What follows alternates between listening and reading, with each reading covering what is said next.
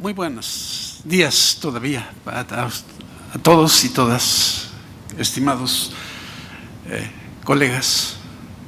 Es para mí un honor el que me hayan invitado a esta reunión.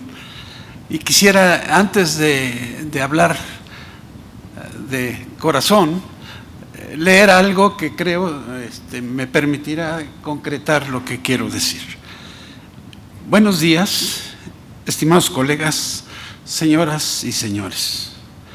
Antes de iniciar, no puedo evitar agradecer al Colegio Federado de Ingenieros y Arquitectos de Costa Rica, a la Unión Panamericana de Asociaciones de Ingenieros y a la Organización del Código Modelo para Latinoamérica y el Caribe el honor conferido al invitarme a ser uno de sus conferencistas en tan importante y noble evento, en un tema de gran importancia a la seguridad y bienestar de nuestras comunidades ante situaciones desastrosas como las causadas por los sismos.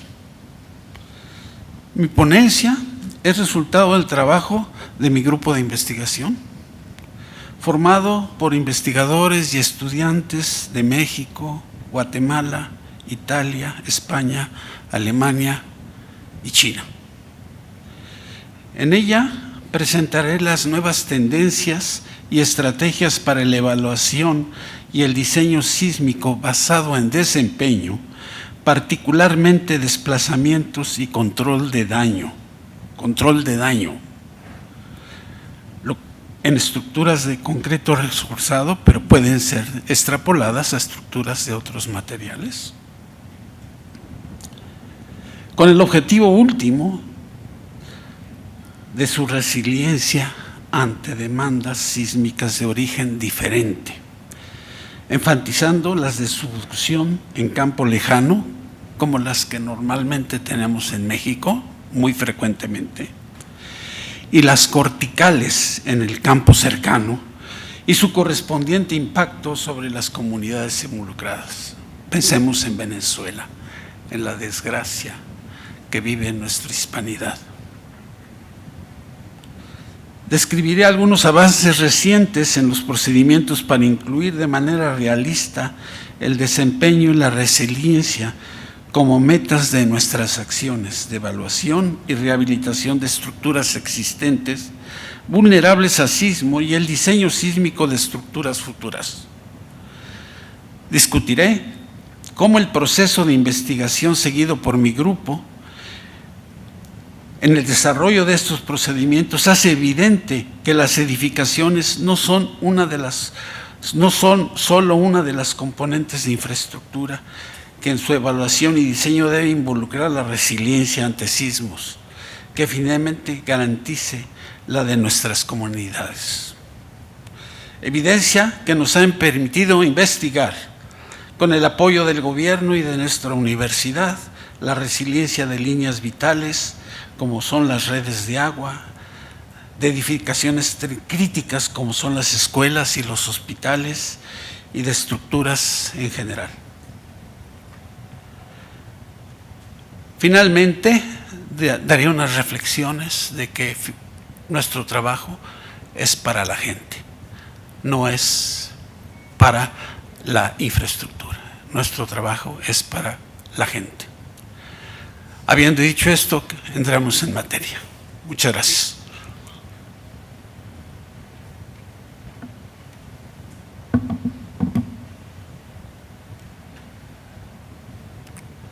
¿A dónde apunto? Perfecto, muchas gracias. Entonces me tengo que cambiar anteojos, perdónenme ustedes, ya a esta edad.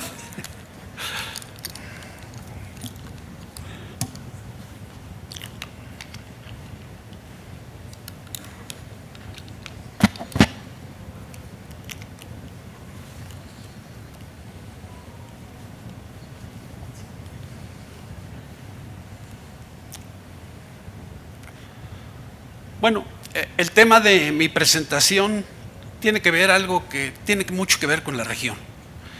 Y tiene que ver algo también con algo que se nos había pasado en México y que creo que puede tornarse muy importante.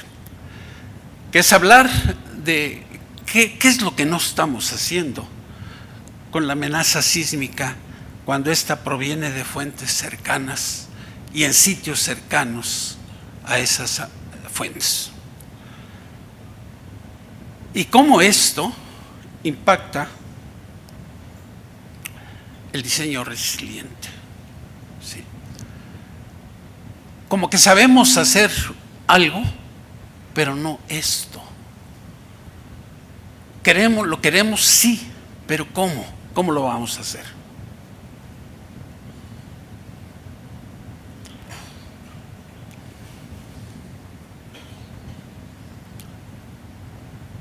Recientemente, hace una semana, un gran colega, Eduardo Miranda, dio una conferencia, resultado del trabajo de un gran grupo de jóvenes y profesionales latinoamericanos, evaluando los efectos que tuvo el sismo de Venezuela de hace apenas más de un mes. Sus reflexiones nos llevaron a algo que, si bien nos recuerda lo que no hemos hecho, también nos sigue entristeciendo de que no tanto nos escuchan como nos deberían escuchar los ingenieros de la práctica. Deben oírnos. Probablemente no sabemos cómo, pero sí sabemos qué. ¿Sí? Las reflexiones de Eduardo Miranda muestran algo que hemos venido peleando por muchos años y que poco caso se nos ha hecho. Debemos de mirar una cosa que no miramos en el diseño sísmico en la mayoría de nuestros países. Hay excepciones, algunos de ellos de colegas que aquí veo enfrente de mí, ¿sí? En donde no, la ductilidad no es todo.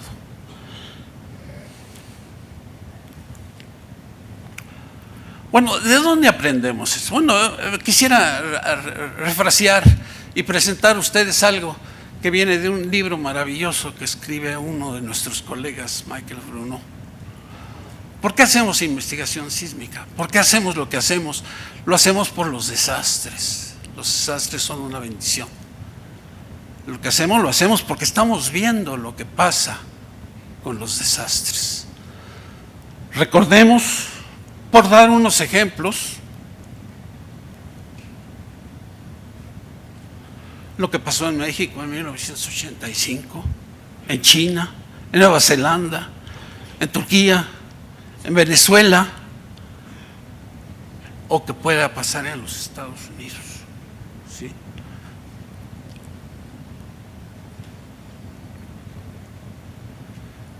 ¿Cuál es el reto?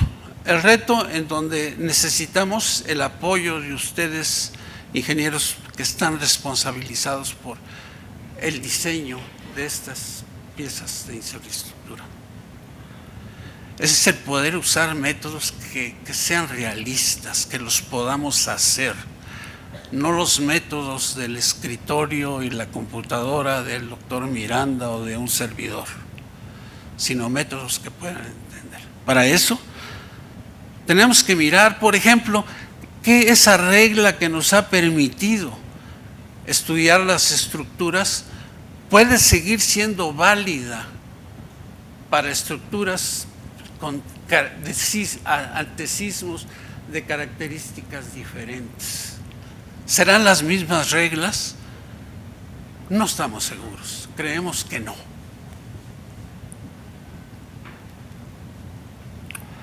Para eso quisiera tomar una transparencia que he acarreado por muchas presentaciones en mi vida, de cuál ha sido la evaluación de la manera que nosotros hemos llegado a donde andamos en estos momentos. ¿Sí? Algunas de ellas reinvenciones, como el basado en desempeño. Entonces, si no es por desempeño, ¿para qué estamos haciendo las cosas? Lo que no sabíamos es cómo, o cómo garantizarlo. Pero hacerlo por desempeño muchas veces nos hacía olvidar cuáles eran las consecuencias, cuál era el riesgo asociado a ese desempeño. Y empezamos a mirar más el riesgo, ¿sí? El efecto como esto. Pero para medir el efecto no podemos hablar de numeritos alegres, tenemos que hablar de daño y cuantificar y conocer el daño, para lo cual necesitamos los datos. Y los datos realmente que podemos controlar son los que vienen de un laboratorio. Muchas veces los datos que nosotros vemos sobre las situaciones desastrosas no necesariamente nos proporcionan la información que necesitamos. Para eso tenemos que empezar a hablar de otras cosas, en energía. ¿Qué es daño? El daño es una energía que se disipa a la hora de que se está rompiendo la estructura. Pero hay dos tipos de daño, ¿sí? Uno que es gradual, que se va acumulando, que se va incrementando con el tiempo, y otro que es repentino. Y para que nosotros consideremos eso, tenemos que considerar otro problema, otra característica, la potencia de un sismo. Potencia que se vuelve muy, muy relevante en sitios cercanos a fuentes corticales. ¿Y todo eso para qué? Pues ¿para qué hacemos esto? Para la gente. ¿Y qué es eso? La resiliencia. La resiliencia. ¿Sí?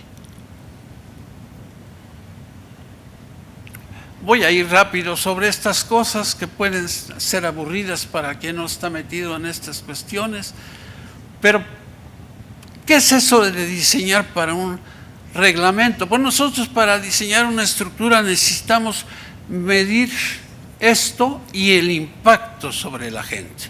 Y para eso se han creado lo que llamamos nosotros los estados límite o niveles de desempeño de las estructuras.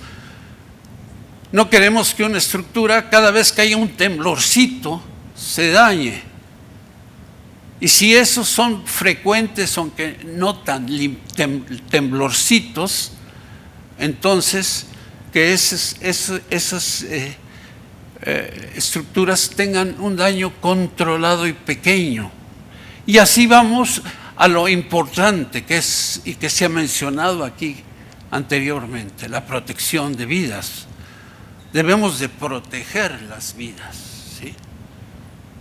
¿Para qué? Para que finalmente, ¿sí?, las comunidades sean resilientes, ¿sí? Si la gente se muere, pues ¿para qué quiero ser resiliente? Ya me morí, ¿sí? Y finalmente, bajo ninguna circunstancia debemos tener el colapso. El colapso está fuera de esto. Debemos proteger al colapso. Y todo esto, que se dice bonito en palabras, se ha podido representar en actividades de nuestros colegas, de los ingenieros, ¿sí?, a través de cosas como en este caso una curva de capacidad de una estructura.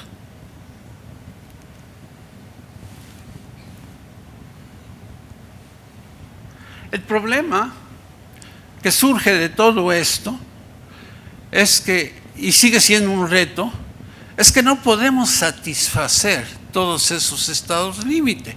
Tenemos que jugar con ellos, saber cuál es el diseño, porque vamos a tener un solo diseño para cumplir muchas cosas.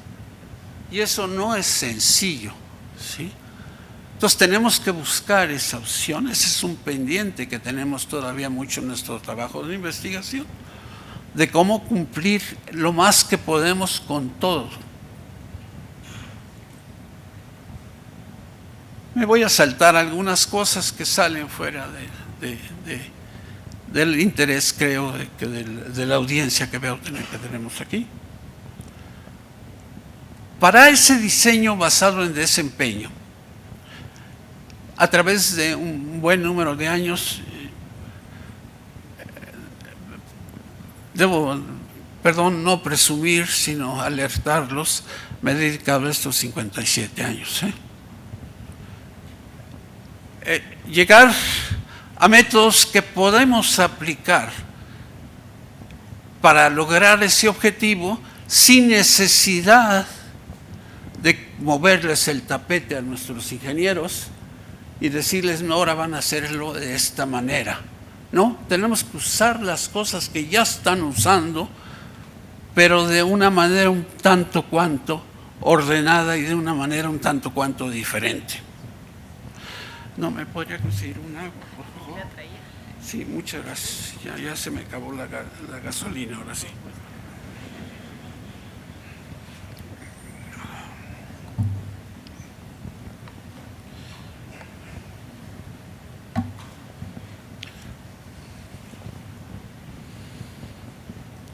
Ya se me fue.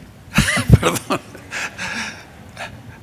Ay, bueno, prometí no ecuaciones, pero hay un montón de ecuaciones en esto. Pero a los que se dedican a esto, verán que son ecuaciones que usan rutinariamente en su trabajo. Nada más que las estamos usando de manera diferente, ¿sí? Y en vez de hablar de palabras mágicas como ductilidad o como derivas de entrepiso, debemos de hablar con daño. ¿Y dónde ocurre el daño? Pues ocurre en los elementos estructurales y particularmente siguiendo nuestras reglas, ¿sí? Mucho de ese daño ocurre en las conexiones, ¿sí?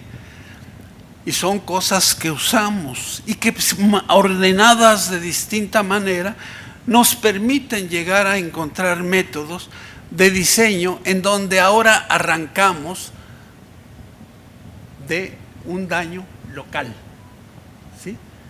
En vez de una medida pues interesante, ductilidad, ¿sí? O comportamiento sísmico, ¿sí? Mucho nos peleamos ahora en el tema de lo que se ha hecho mucho tema del día, la comunicación del riesgo, ¿sí? ¿Cómo vamos a comunicar un riesgo a alguien que invierte o alguien que va a comprar una edificación o manda a sus hijos una escuela si no le decimos a qué le está tirando? ¿Sí? ¿Para ese diseño? Para eso es importante que arranquemos del daño que nosotros estamos dispuestos a aceptar o conocer para una construcción existente. Y para eso, mucho de la literatura norteamericana de los Estados Unidos, hay información de a montón que podemos ver, no necesariamente directamente adaptable a nuestros medios, pero que nos da un indicador, y en la medida de que nos volvamos ricos y nos portemos bien con la corrupción, etcétera, pues vamos a tener los nacionales también este tipo de información. Hoy por hoy usamos esta, de documentos públicos gratuitos que me permiten realmente asociar a cada uno de esos estados límites una medida de ese daño. Una medida de ese daño que para distintos elementos estructurales me permite decir qué tanto debo de aceptar, por ejemplo, en rotaciones plásticas de una unión de concreto, para cada uno de los estados límites que estoy considerando. Bueno, todo esto, a través de mi trabajo académico con las tesis, lo hemos podido sistematizar en una cosa automática que no usa nada diferente a lo que los ingenieros, a las herramientas que los ingenieros usan cotidianamente.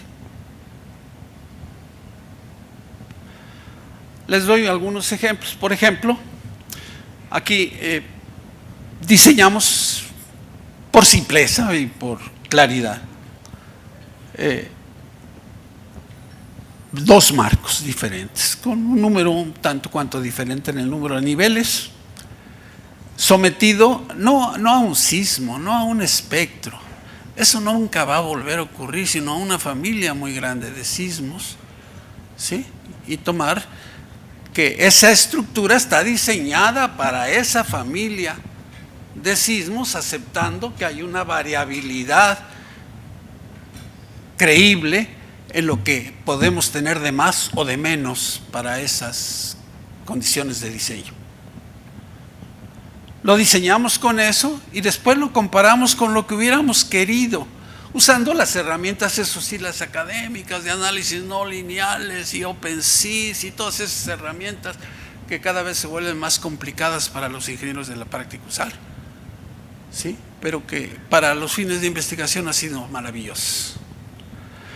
Y encontramos básicamente que sí es posible realizar un diseño por desempeño, o sea, para un objetivo dado, pero para uno, no para todos. Eso lo tengo en el tintero todavía. Por ejemplo, para un estado de protección de vidas, nosotros suponemos una distribución de daño aceptable, no yéndonos en contra de la física, porque pues, si hablo, por ejemplo, de estos marcos, pues no importa qué le haga, pues se van a mover igual, mano, ¿sí? Con distintas intensidades, pero igual. Entonces, aceptando esto, controlo el daño y cuando reviso, encuentro que más o menos obtengo ese daño. O sea, estoy en la posición de trabajar con resiliencia.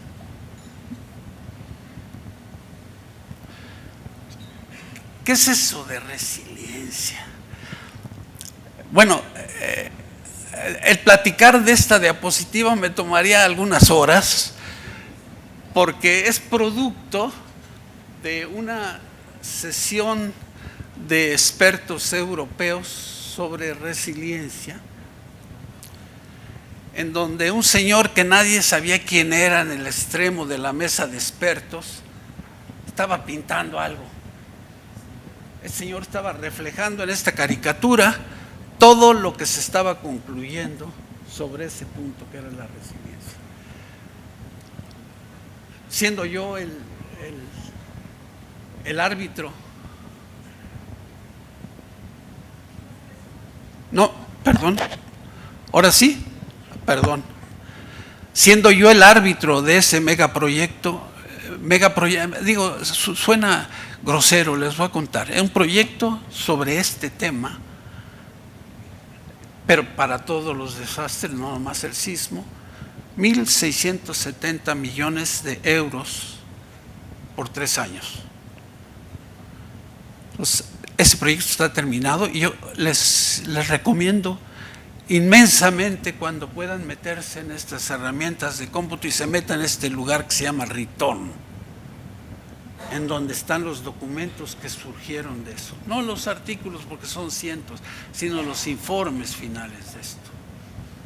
Un trabajo muy noble para un país muy grande, Italia.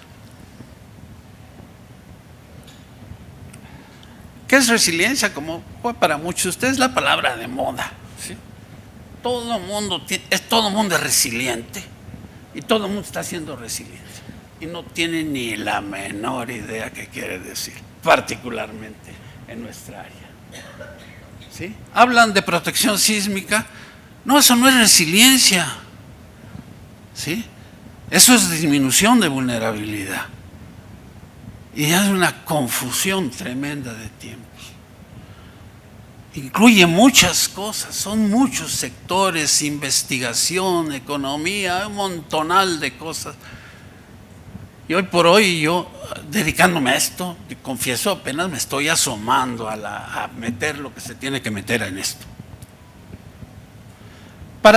Dentro del contexto de lo que estamos hablando, podría decir, bueno, pues resiliencia, Pues podemos ver en esta grafiquita que está ahí. Imaginemos que tenemos en el eje vertical la funcionalidad. Aclaro, esta gráfica originalmente también viene de Michael Bruno, este canadiense que ha dado tanto a nuestra ingeniería, en donde en el eje vertical tenemos la vulnerabilidad la funcionalidad de una estructura, y en el horizontal tenemos el tiempo. ¿Sí? Cuando hay un evento, antes del evento, pues la funcionalidad es 1, lo que llamemos 1. ¿Sí? Cuando viene un evento que la perturba, cae esa funcionalidad. Si cae hasta el eje, pues quiere decir que ya peló. ¿Sí? ¿Sí? Si no cae, lo que quedó va a ser la robustez, y lo que cayó fue la vulnerabilidad. Bueno, en ese momento tenemos que tomar decisiones que no necesariamente las puedo manejar en una ecuación, y era lo que decía, la resiliencia implica tantísimas cosas. Por ejemplo, una vez que se cae, tengo que inspeccionar la estructura.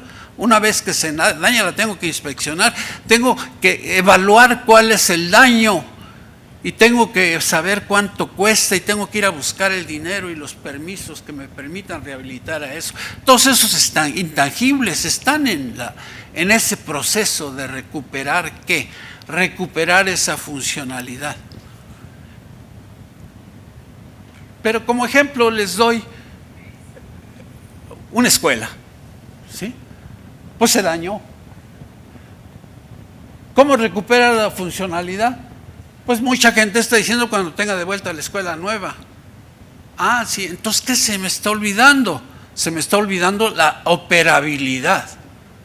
No importa cuánto me cuesta o cuánto tiempo me va a tomar lograr la funcionalidad, lo que yo necesito es ofrecerle a los niños un lugar donde vayan a la escuela.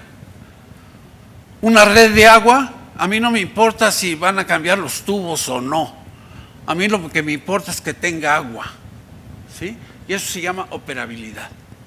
Y es parte también de la resiliencia. Y es algo que normalmente no pensamos mucho cuando nos manejamos como comunidad.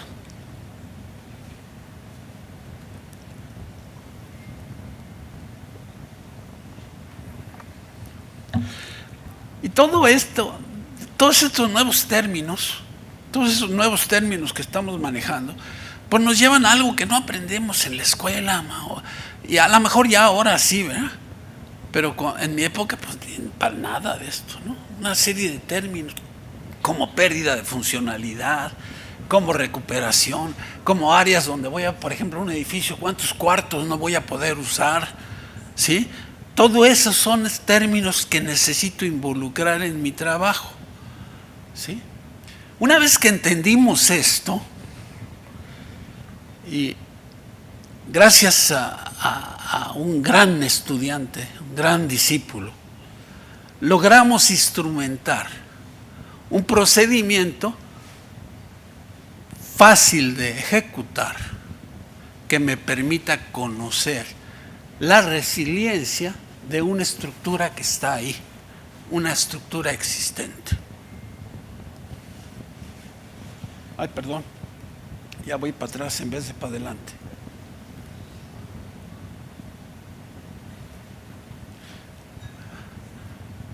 Para eso, pues tenemos que encontrar eso que no quieren ustedes ver, ni métodos, ni ecuaciones, ni probabilidades, ¿sí?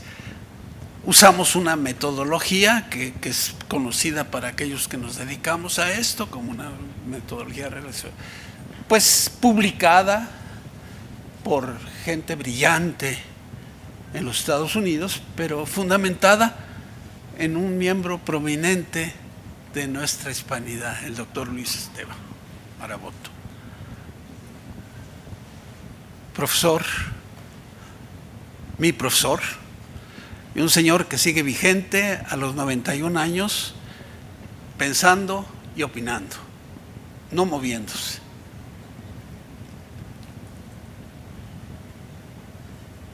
Para eso tenemos que revisar cosas como esta, ¿no? Por ejemplo, para este edificio, tenemos que revisar qué le pasa a las columnas, a las vigas, a las ventanas, a todo, ¿sí? Y revisar qué les pasa bajo esos sismos que pueden ocurrir en un sitio dado. Pero no solamente revisarlo, sino cuantificarlo, ¿sí? Y decidir las opciones que yo, por ejemplo, tendría para rehabilitar esta construcción una vez ha sido dañada, ¿sí? Si voy a usar 10 brigadas de trabajadores, o si voy a usar una, o si voy a usar robótica, o si voy a usar lo que nos han estado platicando ahora, ¿sí? ¿Todo esto para qué? Para encontrar precisamente esas opciones de recuperación de funcionalidad. Algo fundamental para esa resiliencia. Hay muchas ecuaciones detrás de esto y decir esto quiere decir resiliencia, pero no resiliencia que ustedes leen por ahí en algunos artículos, que resiliencia platino y resiliencia oro. No, resiliencia que me diga cuánto me cuesta y en cuánto tiempo yo le estoy volviendo a la gente eso, involucrando entre otras cosas no solamente la cosa física, ¿sí?, sino el impacto sobre la sociedad, sobre la comunidad.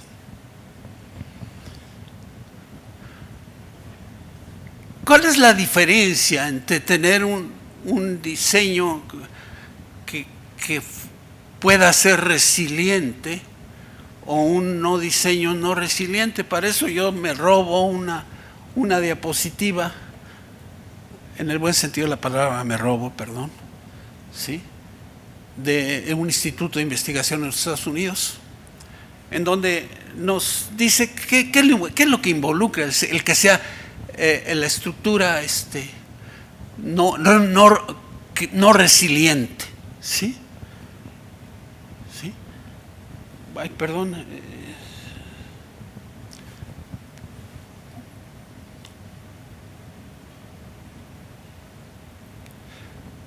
Bueno, involucra que pues nunca voy a conocer el daño, ¿sí?, por más que le haga la lucha, ¿sí? Si no conozco el daño, pues mucho menos voy a conocer las pérdidas que realmente voy a tener de ese daño. No las voy a conocer si sigo hablando que las pérdidas están asociadas a un factor de utilidad de 4. No, eso no me dice mucho, ¿sí? Finalmente, no voy a poder decir cuándo voy a tener la estructura de vuelta funcionando o operando. Esto me lo permite un diseño resiliente. ¿Por qué? Porque estoy controlándolo.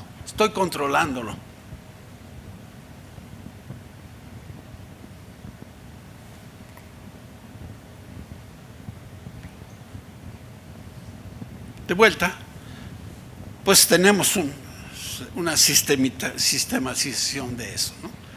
Ya lo podemos hacer. Hoy por hoy, me apena decirlo, pues sí está ahorita, hoy por hoy, hecho con las herramientas que usamos en la investigación. Perdónenme, no quiere mover. Ahí está. ¿Sí?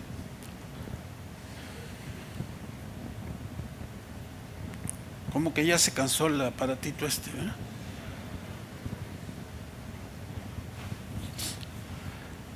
Entonces, ¿es posible tener un diseño resiliente? Bueno, en principio sí, pero ¿qué tenemos que hacer? Primero, tenemos que tener, ¿sí?, un diseño basado en desempeño, ¿sí? Y para definir ese desempeño para el cual vamos a tener como un objetivo de diseño, necesitamos cuantificar el daño y controlarlo, ¿sí?, sin ir en contra de la física, decir dónde puedo aceptar daño y de qué tamaño, ¿sí? Y no numeritos que me dicen en el código, no, mira que la rotación plástica tiene que ser tanto para tal límite. No, vamos a revisar la resiliencia y a partir de la resiliencia te voy a decir cuál es esa rotación plástica. Y a partir de esa rotación plástica te voy a decir cuáles van a ser las derivas, que no son las actuales en el código. Y a partir de esas derivas te voy a decir cuál va a ser la resiliencia, que no es la que dice el reglamento.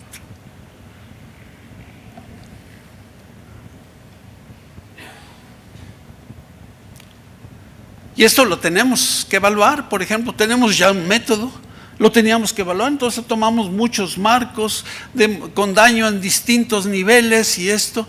Y realmente, ¿qué es lo que nos interesaba de todo esto? ¿Sí? Lo que nos interesaba de todo esto,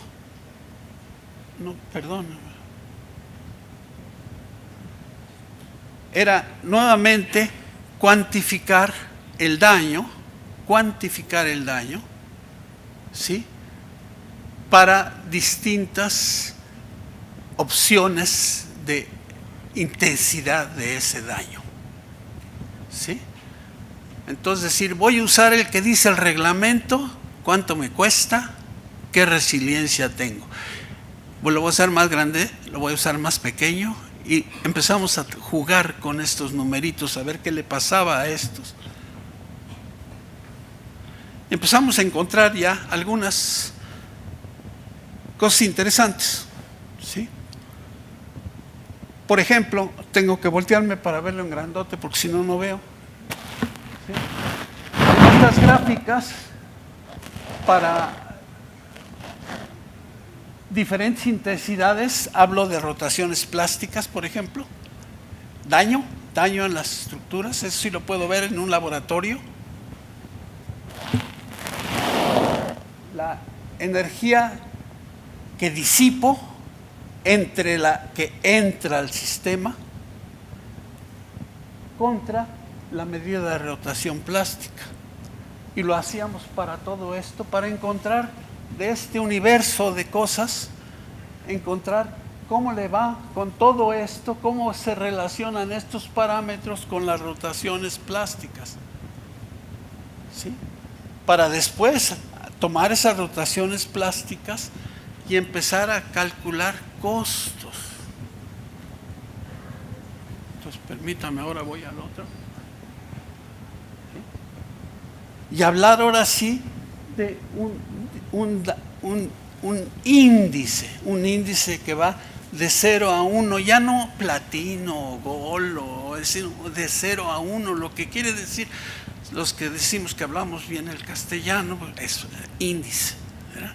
Algo de 0 a 1, ¿sí? Y poder relacionar esto con el número de elementos que se me dañan, algo que yo decidí que aceptaba, ¿verdad? Pero si yo escojo, por ejemplo, un cierto valor de rotación plástica, no quiere decir que todo el edificio va a tener esa rotación plástica, ¿no? Hay la física detrás de esto, ¿no? Entonces, unos, a lo mejor un nivel, pues sí esas son las rotaciones plásticas, pero la otra, por la física, van a ser diferentes y podemos cuantificar finalmente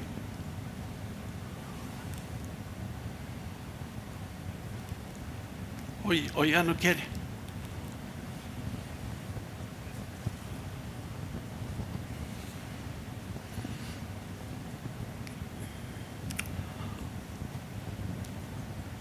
Déjenme brincar. Ay, perdónenme. ¿Sí? Y medidas que más nos interesan y sacar ecuaciones que podamos usar sin tener que hacer esta bola de análisis, ¿no? Todo esto orientado finalmente a tomar decisiones para tener una estructura resiliente. Eso con las técnicas otras que medio describí al principio me va a permitir encontrar esa curvita del profesor Bruno.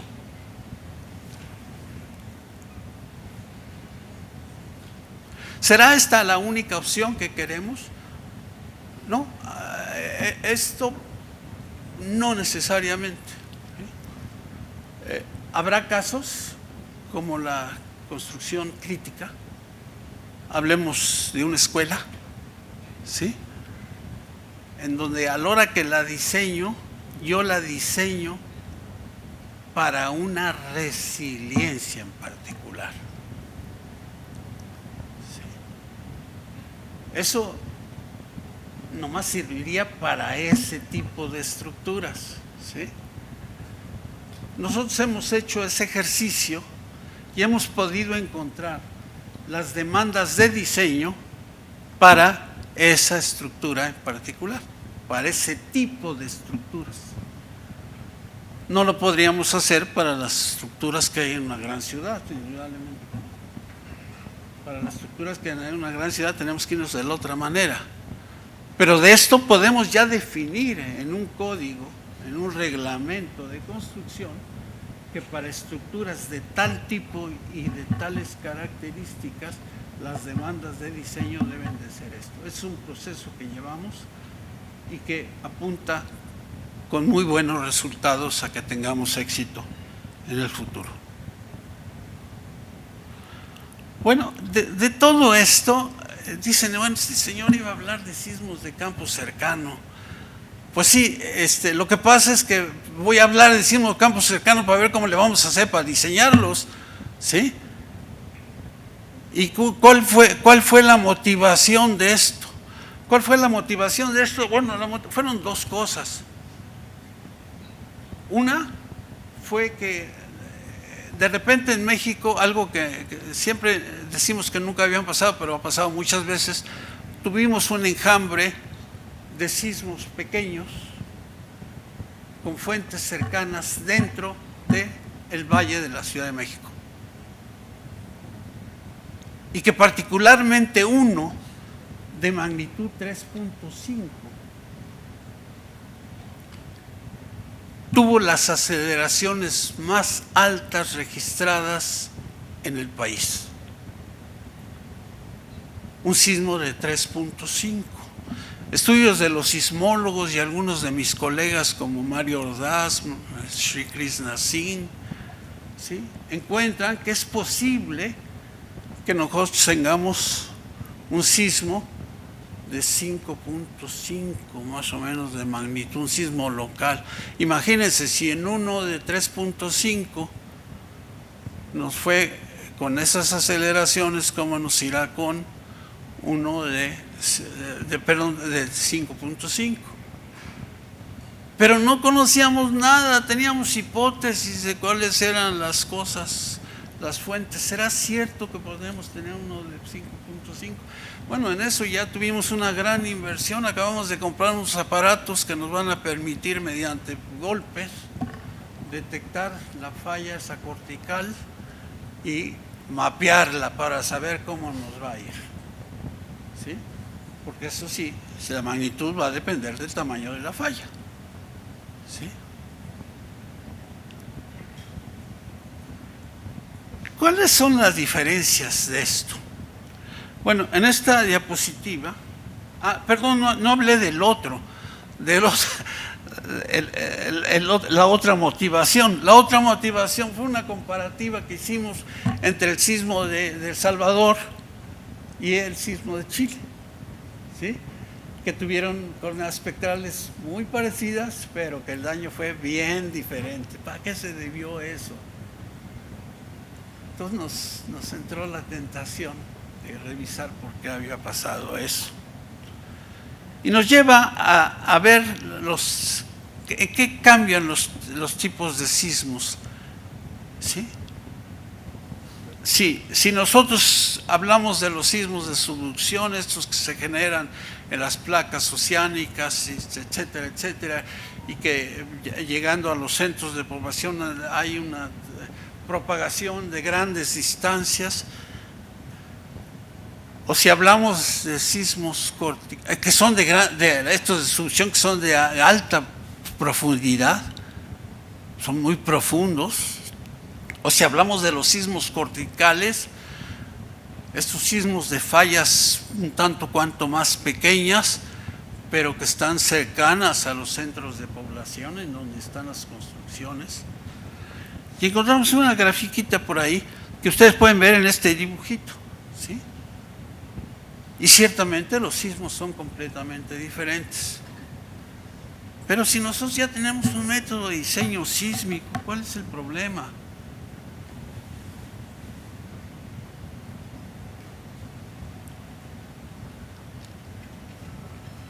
Pues el problema es que nuestros métodos de diseño sísmico no involucran el tiempo. Podemos disipar la misma energía, podemos en un largo tiempo o en un golpe. Y en un golpe estamos muy, muy cercanos al colapso. En un golpe estamos próximos al colapso. Y el tipo de daño completamente diferente. Honor a Vito Bertero, quien en mi oficina le explicó eso a estudiantes, cuál es la diferencia entre un sismo de larga duración y muchos ciclos sobre una estructura de concreto o un sismo cortical, que es un golpe nada más y la estructura se rompe y se cae. En aquel entonces no se mencionó otro problema que son fundamentales en sismos corticales en el campo cercano, que son la directividad, ¿sí? O sea, se empezó a romper aquí y cómo se propagó la ruptura. Eso impacta la manera en que diseñamos las estructuras. ¿Por qué? Porque lo que produce es un brinco de velocidad rapidísimo, en un muy corto pienso y casi no vibración. O bien, la direccionalidad. ¿Para dónde disparamos las ondas? Entonces, ¿para dónde las disparamos? Ahí se va a notar en el campo cercano, se va a notar una preferencia de la demanda sísmica. No nos van a cambiar, no nos van a decir cómo tenemos que orientar la estructura, nos van a decir cómo debemos de orientar la demanda para esa estructura. Esas son cosas que debo de volver a insistir. Sí, voy rápido, perdón, voy a apurarme rápido. Que insistimos, hemos insistido mucho, Eduardo Miranda y un servidor, y siguen muchos sin hacernos caso. Ya, me apuro, perdónenme. Bueno, para eso pues necesitamos ya cambiar también ese paradigma de hablar de ductilidades, y hablamos ahora de energía, y hemos encontrado eso de energía, ¿sí? Y cómo llevarla precisamente a cuantificar ese daño. Entonces hay métodos aquí, y ahí se ve realmente, cuando revisamos esos términos de energía, cómo ocurre y cuáles son las diferencias entre ese sismo de Chile y de El Salvador, con coordenadas espectrales muy parecidas, con magnitudes muy diferentes, pero con coordenadas espectrales muy parecidas, pero que con energías muy, muy diferentes, ¿sí? Muy, muy diferentes, algo que explica el daño.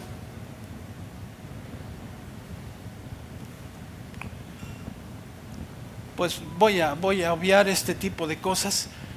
En síntesis, lo que puedo decir, debemos de alguna manera involucrar el tiempo en nuestras acciones de diseño y la distancia a la fuente, ¿verdad? Cuando son sismos corticales particularmente.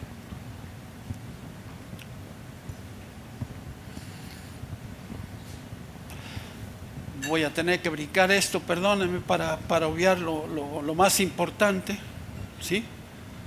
Hemos hecho una comparativa de sismos de muchos lugares, ¿sí?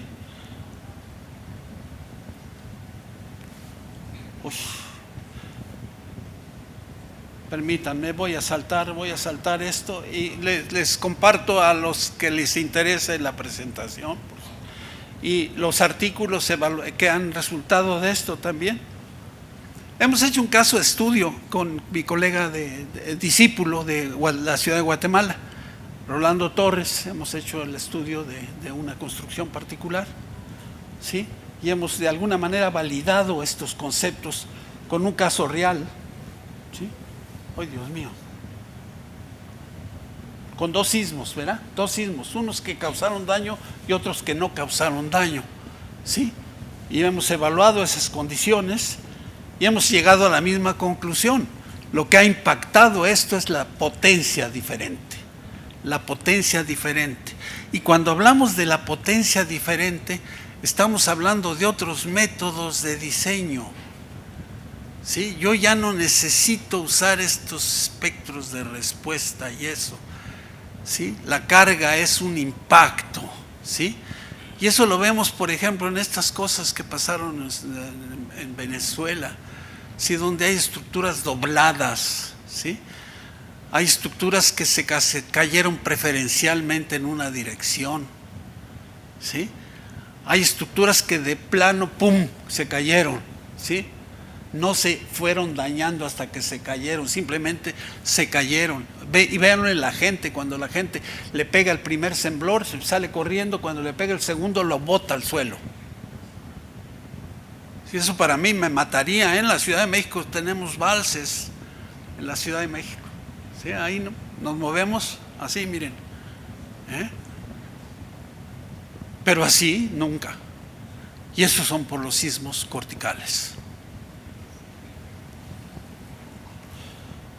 Ay, perdón. Voy a saltar esto porque si no, nunca acabamos.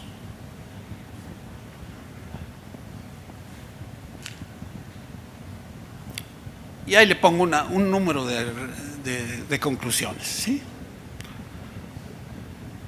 Conclusiones sobre la resiliencia, ¿sí? Que creo vale la pena entender, ¿sí? Tiene que ver mucho para qué los ingenieros estamos, ¿sí?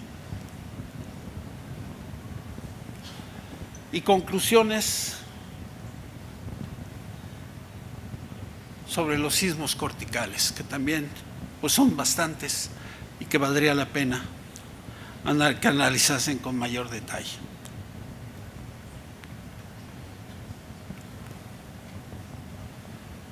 Como reflexión final, vuelvo a una diapositiva que he usado también para otras cosas, en donde el profesor Robert Park, inglés, emigrado a Nueva Zelanda, referente en cuestiones de diseño de estructuras de concreto y de ingeniería sísmica, nos decía: la ductilidad no es nuestra meta final. Ductilidad quiere decir daño. Y mi pregunta es: ¿será solo la ductilidad de la que tenemos que preocuparnos? ¿O nos tenemos que preocuparnos también sobre rigidez y resistencia? Algo que seguramente alguna vez se preocuparon nuestros colegas chilenos y que ya le dieron, ya le encontraron la manera, ¿sí?